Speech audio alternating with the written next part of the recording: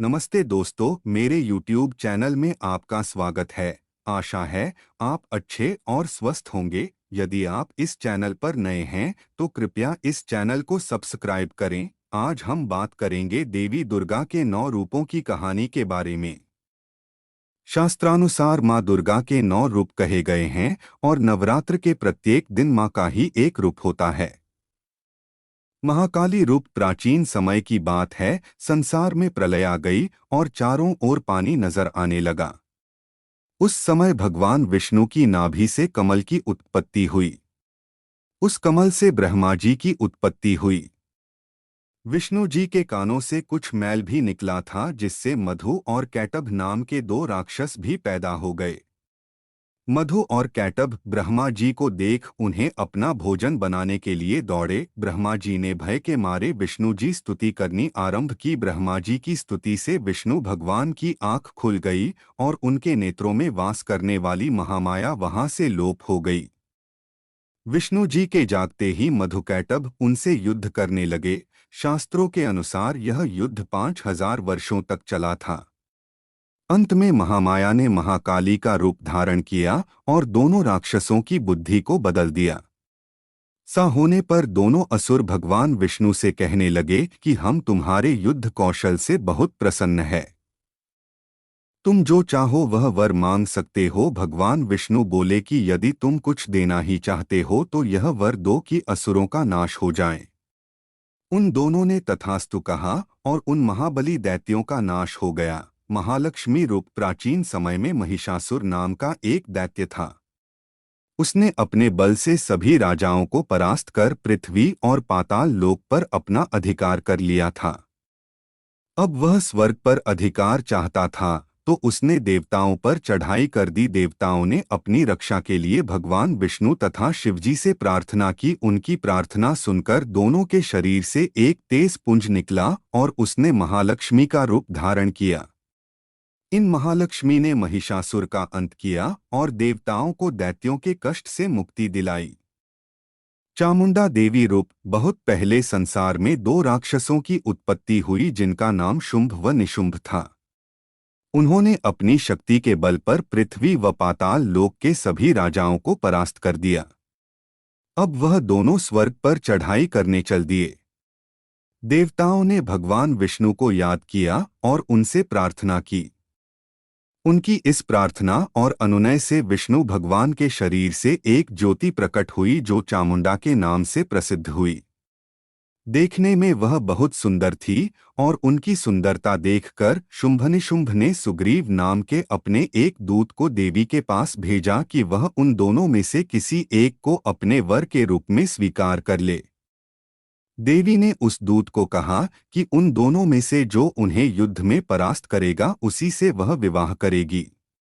दूत के मुंह से यह समाचार सुनकर उन दोनों दैत्यों ने पहले युद्ध के लिए अपने सेनापति धूम्राक्ष को भेजा, जो अपनी सेना समेत मारा गया।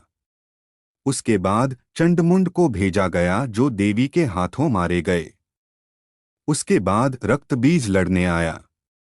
रक्तबीज की एक विशेषता यह थी कि उसके शरीर से खून की जो भी बूंद धरती पर गिरती उससे एक वीर पैदा हो जाता था।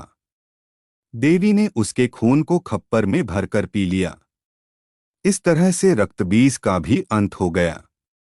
अब अंत में शुंभनिशुंभ लड़ने आ गए और वह भी देवी के हाथों मारे गए।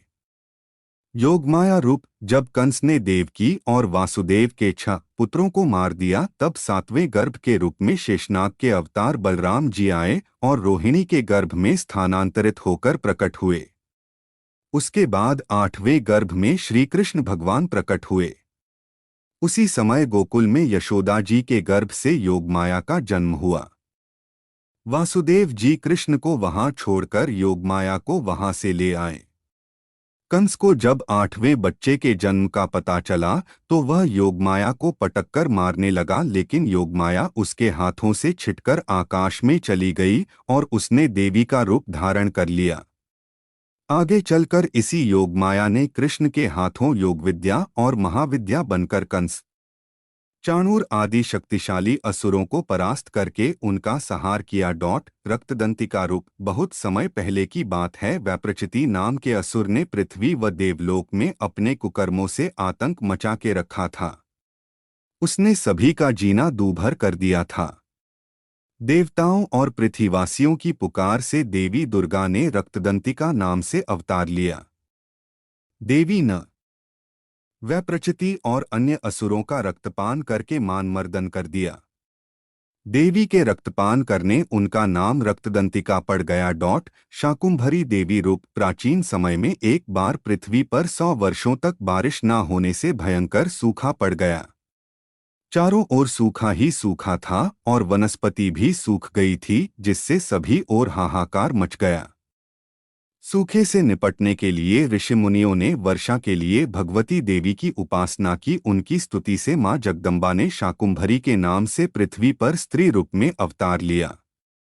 उनकी कृपा हुई और पृथ्वी पर बारिश पड़ी। मां की कृपा से सभी वनस्पतियों और जीव जंतुओं को जीवन दान मिला। श्री दुर्गा देवी रूप।